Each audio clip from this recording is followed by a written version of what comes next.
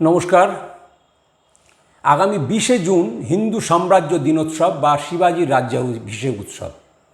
রাষ্ট্রীয় স্বয়ংসেবক সংঘের মধ্যে যে 6টি উৎসব পালিত হয় তার মধ্যে হিন্দু সাম্রাজ্য দিনোৎসব একটি। এই দিনটি সম্পর্কে যদি আজকে বাইরের সমাজের লোকেদের কাছে বলা হয় যেটা কি, তারা ঠিক বোধহয় বলতে পারবে না। তারা জানেও না এটা কি। জানে কারা? যারা ইতিহাসের একটু আগ্রহী পাঠক, তারা জানে ব্যাপারটা। কিন্তু তাদের কাছেও আজকের এই দিনটার গুরুত্ব বর্তমানে কিছু আছে বলে তারা মনে করেন না। কিন্তু সংঘের মধ্যে আমরা সেই সব উৎসবগুলো পালন করে থাকি যে উৎসবের মধ্য দিয়ে আমরা দেশপ্রেমের প্রেরণা পেতে পারি।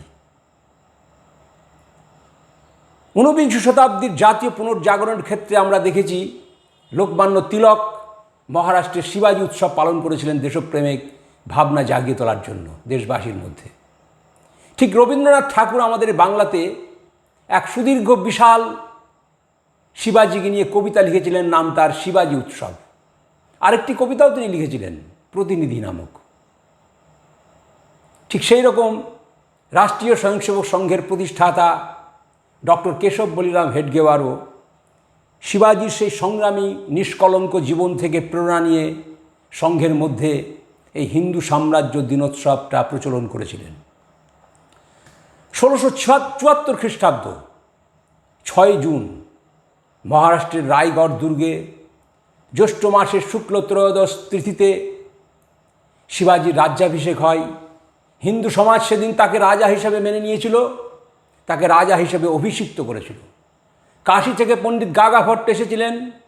বহু মানুষের উপস্থিতিতে এক উৎসাহপূর্ণ পরিবেশের মধ্য দিয়ে শিবাজিকে সেদিন সমগ্র ভারতবর্ষ রাজা হিসাবে মেনে নিয়েছিল। এই তিথিতেই হতাশাগ্রস্ত হিন্দু সমাজ আত্মমর্যাদার পুনঃপ্রতিষ্ঠা করেছিল শিবাজির দ্বারা হিন্দু পদপদশাহীর প্রতিষ্ঠার মাধ্যমে। সে সময় হিন্দু সমাজের অবস্থা কেমন ছিল? স্বামীজির ভাষাতেই বলি, তিনি বলেছেন, বর্বর জাতির আক্রমণ তরঙ্গ বারবার আমাদের এই জাতির মস্তকের ওপর দিয়া চলিয়া গিয়াছে। শত শত বৎসর ধরিয়া আল্লাহ আকবরের ভারত গগন মুখরিত হইয়াছে। এমন কোনো হিন্দু ছিল না যে প্রতি মুহূর্তে নিজের জীবন বিনাশ আশঙ্কা না করিয়াছে। জগতের ইতিহাসের প্রসিদ্ধ দেশগুলির মধ্যে ভারতীয়রাই সর্বাপেক্ষা বেশি অত্যাচার ও নিগ্রহ সহ্য করিয়াছে। স্বামীজির একটু থেকেই বোঝা যায় যে হিন্দু সমাজের তখন কি ভয়ঙ্কর অবস্থা ছিল। কিন্তু বর্তমানেও কি হিন্দু সমাজের অবস্থা খুব ভালো? এক নেতৃত্ব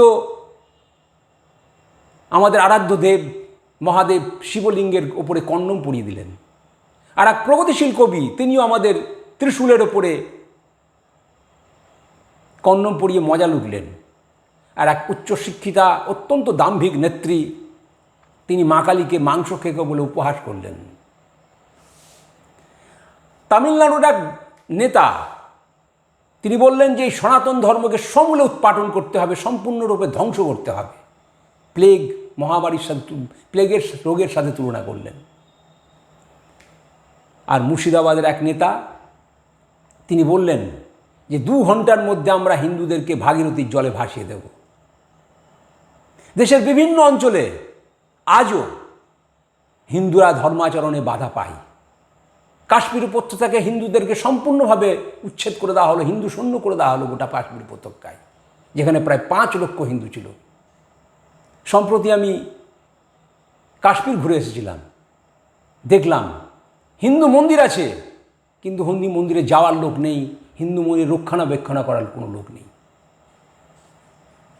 আজও হিন্দুদের শোভাযাত্রার উপরে পাথর ছোড়া হয়। আর বাংলাদেশ পাকিস্তানের কথা নাই বা বললাম। শিবাজির পূর্বে মৌর্য যুগ এবং গুপ্ত যুগ ছিল ভারতের ইতিহাসের এক স্বর্ণময় যুগ। শক, হুন, গ্রিকদের, বিদেশি বর্বর শক্তিদের আমরা পরাজিত করেছিলাম, করে যে হিন্দু সমাজের মধ্যে তাদেরকে আমরা মিশিয়ে নিতে সক্ষম হয়েছিলাম। তারাও হিন্দু সমাজের উদার জীবনধারা কালের গতিতে আমাদের সাথে সম্পূর্ণ মিশে গিয়েছিল। তাই সেই সময় হিন্দু সাম্রাজ্য ঘোষণার কোনো প্রয়োজন পড়েনি। কিন্তু ঘোর কাটল তাল কাটল ইসলামিক শাসনে, বহিরাগত ইসলামিক শাসনে ভারতবর্ষের বুকে যে আক্রমণ, যে ধর্মান্ধতা, যে অস্ত্রের ঝংকারে হিন্দু জীবনচর্যা ও জীবন পদ্ধতি বিধ্বস্ত হয়েছিল নির্মমভাবে, তখন এই নিজের দেশ, জাতি, সমাজ, ধর্ম, সংস্কৃতি রক্ষাকল্পে হিন্দু সাম্রাজ্য প্রতিষ্ঠার প্রয়োজন দেখা দিয়েছিল ইতিহাসের এক অনিবার্য পরিণাম। বর্বর মুসলিম শাসনে হিন্দুদের দেবালয়, মন্দির ধ্বংস হচ্ছে, মূল্যবান জ্ঞানভাণ্ডার গ্রন্থাগারগুলো ভস্মীভূত হচ্ছে, অত্যাচারিত হচ্ছে আমাদের দেশের মা বোনেরা। হাজার হাজার রমণী জহরব্রত পালন করে নিজের সতীত্ব রক্ষার জন্য জ্বলন্ত অগ্নিকুণ্ডে আত্মাহুতি দিচ্ছে। অসম্মানজনক জিজিয়া কর দিয়ে বেঁচে থাকার চেষ্টা করছে হীন হিন্দু।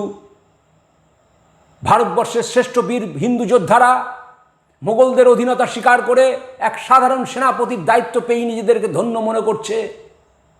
ঠিক এহেন চরম সংকটকালে ঐতিহাসিক কারণেই হিন্দু সাম্রাজ্য প্রতিষ্ঠার অনিবার্যতা দেখা দিয়েছিল। মহারাজা ছত্রপতি শিবাজীর হিন্দবী স্বরাজের ঘোষণা সেই সময় ভীষণ তাৎপর্যপূর্ণ হয়ে উঠেছিল।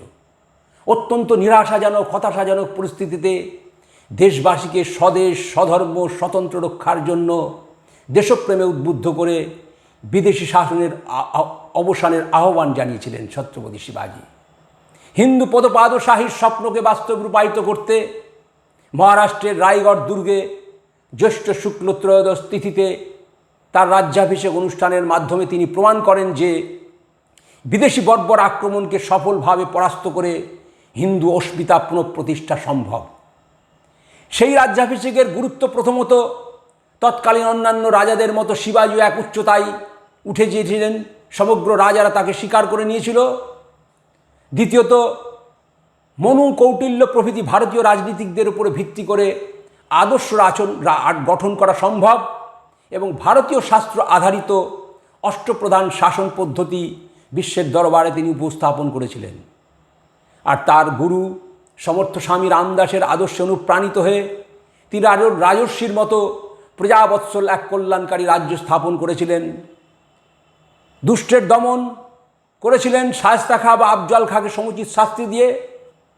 তিনি হিন্দুর চরিত্রের বৈশিষ্ট্য অনুযায়ী কখনো কোনো স্ত্রীলোক, মসজিদ এবং কোরআনের অসম্মান করেনি।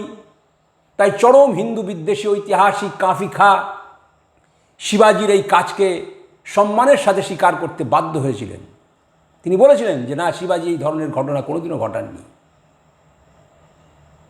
তারাই হিন্দু সাম্রাজ্য দিনোৎসবের অস্মিতা এবং বীরত্বকে স্মরণ করে,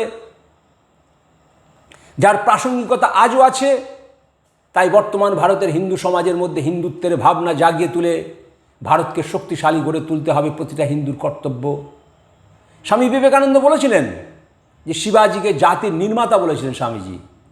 ঐতিহাসিক স্যার যদুনাথ সরকার বলেছিলেন শিবাজী সম্পর্কে, আমি শিবাজীকে শেষ মহান গঠনমূলক প্রতিভা এবং জাতি নির্মাতা হিসেবে বিবেচনা করি, যা হিন্দু জাতি তৈরি করেছে। শিবাজী আধুনিক হিন্দুদের তাদের বৃদ্ধির পূর্ণ মর্যাদায় উঠতে শিখিয়েছিলেন। আর রবীন্দ্রনাথ ঠাকুর তার শিবাজী উৎসব কবিতায় বলেছিলেন, মারাঠির সাথে আজি হে বাঙালি, এক কণ্ঠে বলো জয়তু শিবাজী। মারাঠির সাথে আজি হে বাঙালি, এক সঙ্গে চলো মহোৎসবে সাজি। আজি এক সভাতলে ভারতের পশ্চিম পূরব, দক্ষিণ বামে এক পুণ্য নামে। জয়তু শিবাজী। নমস্কার।